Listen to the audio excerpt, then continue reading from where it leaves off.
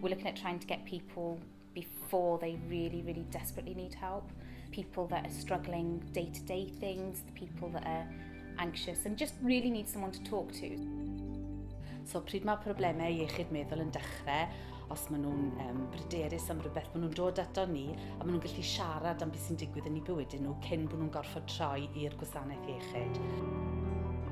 Gwasanaeth newydd sbon yw hwn y cyntaf yng Nghymru fydd ar agor o ddydd Iau bod dydd Sul. Chi'n ffono yn y lle cyntaf os yn bosib, neu mae croeso chi alw mewn hefyd.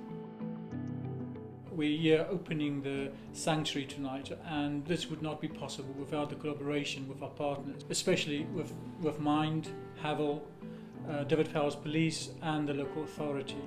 We know that the police aren't always the best people to attend to people in mental health crisis, but what this service gives us is an opportunity for us to ask for advice and support, and also it's a place where we can signpost people to so that actually we're able to intervene earlier, and that's absolutely vital, and it's certainly one of our priorities as a partnership to see how we can explore and enhance those services for our communities.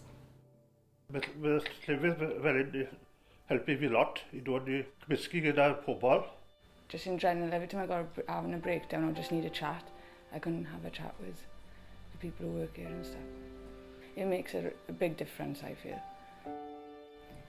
So we're really hoping to help prevent people getting lost in the NHS system and developing those more severe mental health conditions.